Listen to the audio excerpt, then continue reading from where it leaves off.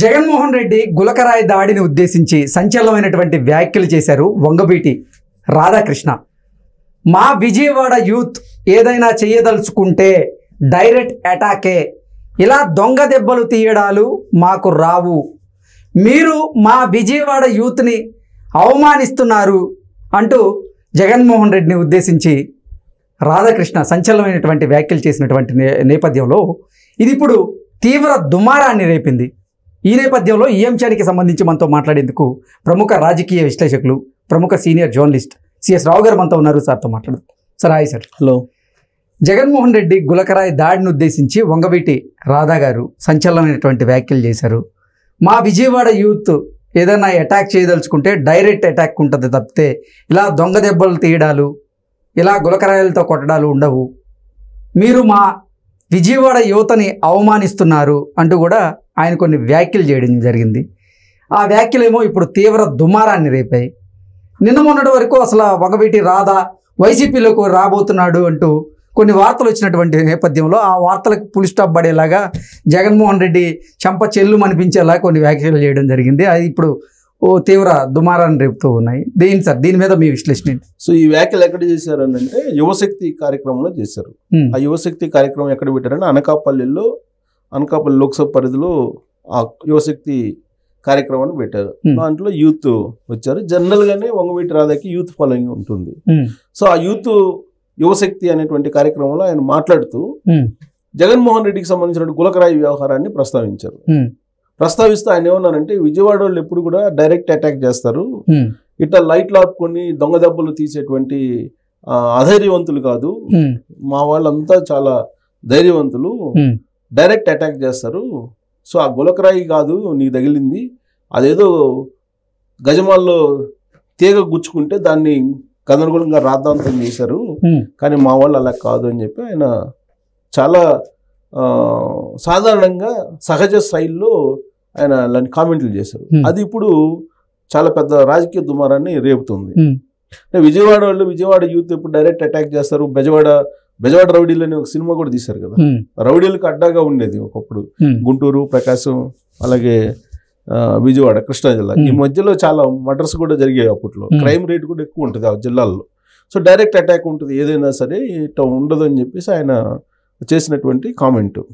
So అయితే ఇది అంటే జగన్మోహన్ రెడ్డిని ఉద్దేశించి ఆయన చేసినటువంటి కామెంట్ ఇది. జగన్మోహన్ రెడ్డి ఒక ఫ్యాక్షనిస్ట్ గా చూస్తూ ఉంటాడు. ఆయన జగన్మోహన్ రెడ్డి మీద అనేక సందర్భాల్లో చాలా కామెంట్లు కూడా చేశారు. జగన్మోహన్ రెడ్డి యొక్క నైజం కానీ, జగన్మోహన్ రెడ్డి యొక్క మనస్తత్వం కానీ, జగన్మోహన్ రెడ్డి ఈగో ఎలా ఉంటుంది, ఇవన్నీ కూడా ఆయన కొన్ని సందర్భాల్లో చెప్పారు.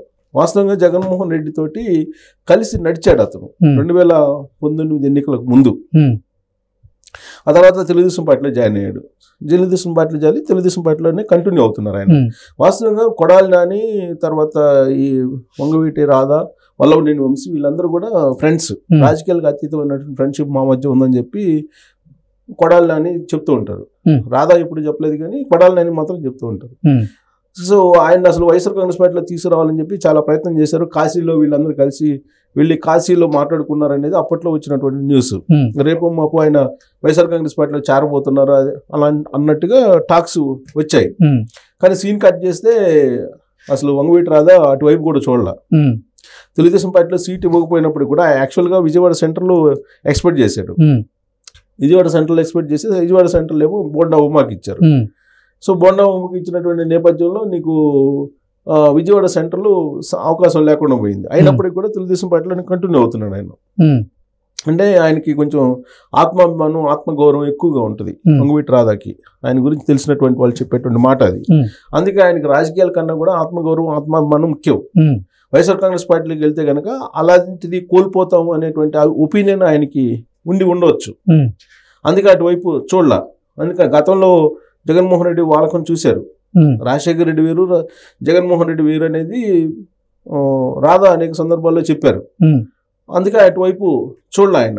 సో రాజకీయాల్లో తెలుగుదేశం పార్టీ టికెట్ ఇవ్వలేకపోయినప్పటికీ కూడా తెలుగుదేశం పార్టీలో ఉంటూ తెలుగుదేశం పార్టీ నుండి గెలిపించి ఇది ఖచ్చితంగా కూటమి గెలుస్తుందని చెప్పి కూడా చెప్తున్నారు ఆయన. ఆ యువశక్తి కార్యక్రమంలో ఆయన అదే చెప్పారు. వంగవీటి రాధా ఆ యువశక్తి కార్యక్రమంలో అదే చెప్పారు. సో చెప్తూ జగన్మోహన్ రెడ్డి ఫ్యాక్షన్ రాజకీయాలు, లేదంటే దొంగ దెబ్బ తీయటాలు ఎలా ఉంటాయో జగన్మోహన్ రెడ్డి చెప్తూ మేము డైరెక్ట్ అటాక్ చేస్తాం ఏదైనా కానీ దొంగ దెబ్బలు తీయము అని చెప్పి జగన్మోహన్ రెడ్డి గురించి ఇండైరెక్ట్గా మాట్లాడారు ఆయన. జగన్మోహన్ రెడ్డి ఎప్పుడు ఇండైరెక్ట్గా దెబ్బలు తీసుకుంటాడు, డైరెక్ట్ అటాక్ ఉంటుంది విజయవాడ వాళ్ళది ఎప్పుడు కూడా, విజయవాడ యూత్ కూడా అలానే ఉంటుంది. ప్లస్ గులకరాయి డ్రామా అది అని చెప్పి ఆ గులకరాయి వ్యవహారాన్ని ప్రస్తావించాడు. దాన్ని ఎందుకు ప్రస్తావించాడంటే విజయవాడలో జరిగింది అది. ఇప్పుడు రాష్ట్రంలో ఆయన బస్ యాత్ర ప్రారంభించాడు, గత నెల 26వ తారీఖున ప్రారంభించినట్టున్నాడు ఇడుపులపాయలో. అక్కడి నుంచి ప్రారంభించుకుంటూ వచ్చినప్పుడు అనంతపురంలో చెప్పు పడింది. ఆ చెప్పు తగల ఆయనకి, చెప్పులు వేసారు, అప్పుడు కూడా చెప్పు వేశారు కదా. సో దాన్ని అంత వర్కౌట్ కాలాది ఆ డ్రామా అనేది రాధా చెప్పినటువంటి వర్షను. సో ఇక్కడ కరెక్ట్ గా విజయవాడ వచ్చి విజయవాడలోనే ఎందుకు చేసినట్టు, విజయవాడలో ఉండేటువంటి పరిస్థితులు మాకు తెలుసు విజయవాడలో, సో ఆ పరిస్థితులకి భిన్నంగా అది కనిపిస్తుంది. విజయవాడలో ఉండేటువంటి రౌడీజం ఎలా ఉంటుంది, విజయవాడలో ఉండేటువంటి యూత్ ఏ విధంగా ఉంటారు, ఇవన్నీ తెలుసు. కానీ ఇప్పుడు అక్కడ ఎవరినో అమాయకులను తీసుకెళ్లి విచారణ చేస్తూ వాళ్ళని ఇబ్బంది పెట్టడం తప్పితే మా వాళ్ళు ఇప్పుడు అటాక్ డైరెక్ట్గా చేస్తుంటారు. వాళ్ళేదో మీరు ఇస్తారని డబ్బులకు వచ్చారు, డబ్బులకు వచ్చి వాళ్ళు మరి అది ఏం చేయకుండానే చేసినట్టు మీరు క్రియేట్ చేస్తున్నారు.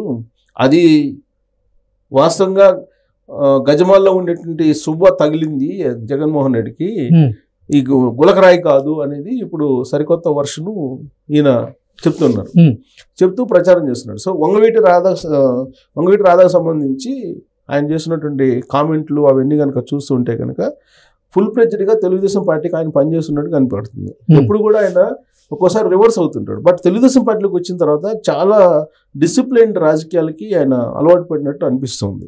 కొంచెం అగ్రెసివ్గా ఉంటాడు ఆయన వంగవీటి రాధా, ఎప్పుడు కూడా అగ్రెసివ్గా ఉంటాడు. అగ్రెసివ్గా ప్రెస్ మీట్లు పెడుతుంటారు, విలేకరుల మీద కూడా కొంచెం అగ్రెసివ్గా వ్యవహరిస్తూ ఉంటాడు. అలాంటి రాధా ఇప్పుడు చాలా కామ్ పాలిటిక్స్ చేస్తున్నారు. లాస్ట్ ఎలక్షన్లో కానీ ఈ ఎలక్షన్లో కానీ ప్రత్యక్ష రాజకీయాలకు దూరంగా ఉన్నారు. ఆయనకి టికెట్ ఇచ్చేదానికి ముందుకు రాలా.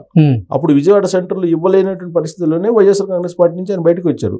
అప్పుడు మచిలీపట్నం లోక్సభ స్థానం నుంచి పోటీ చేయమని చెప్పి వైఎస్ఆర్ కాంగ్రెస్ పార్టీ ఆఫర్ ఇచ్చింది.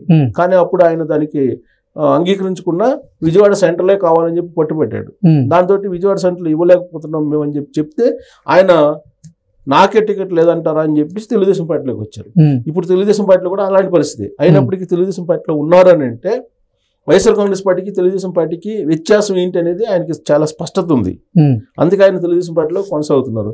అందుకే జగన్మోహన్ రెడ్డికి ఒక హితవు పలికారు, ఇక్కడి నుంచి అయినా ఈ డ్రామాలు ఆపి డైరెక్ట్ ఫైట్కి ఎలక్షన్స్ చేస్తే బాగుంటుంది. ఇలాంటి దొంగ దెబ్బలు తీసేటువంటి నైజం మాకు లేదు, మా యూత్కి లేదు, మాకు లేదు అని చెప్పి ఆయన చెప్పడం అనేది ఇప్పుడు రాజకీయంగా ఒక పెద్ద దుమారం లేగుతుంది వాస్తవంగా చెప్పాలంటే. ఎందుకంటే అది ఆ మాట అంది ఎవరు, వంగవీటి రాధా కాబట్టి. దాని కంటిన్యూషన్ ఏమన్నారంటే నువ్వు 130 సార్లు బటన్ నొక్కాను అన్నావు, 130 సార్లు బటన్ నొక్కాను, మీరు 2 సార్లు నొక్కండి అని చెప్పి చెబుతున్నావు కదా. సో 2 సార్లు నొక్కండి అని చెప్తున్నటువంటి మీరు అసలు మీరు ఎంత లబ్ధి పొందారు?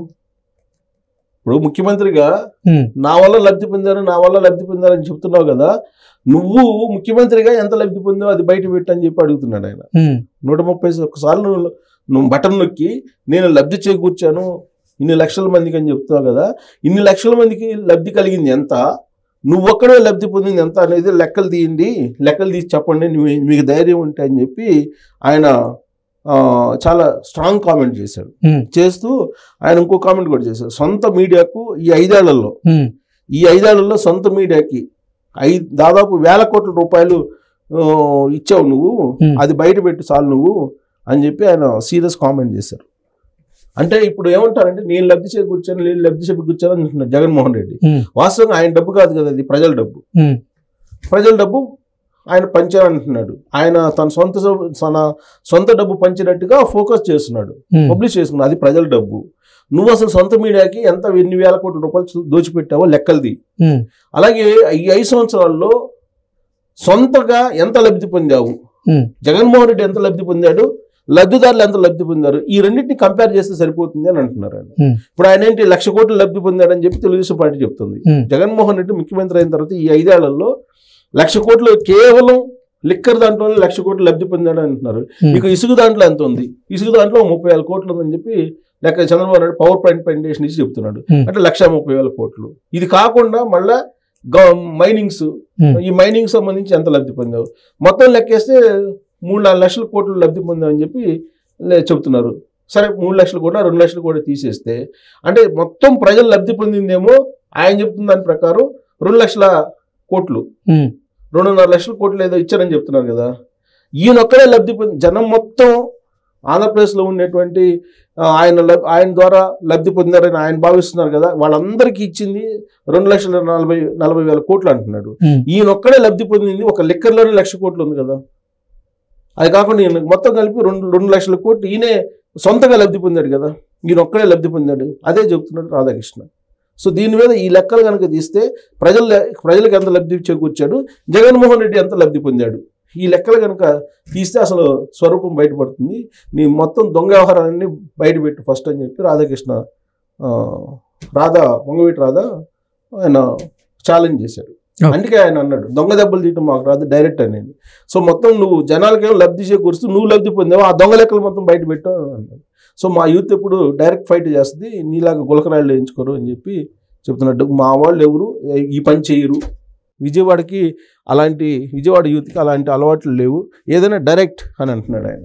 ఓకే. సో ఇప్పుడు దుమారం రేపుతుంది, అది ఎటువైపు టర్న్ అవుతుందో చూడాలి. Okay sir, thank you.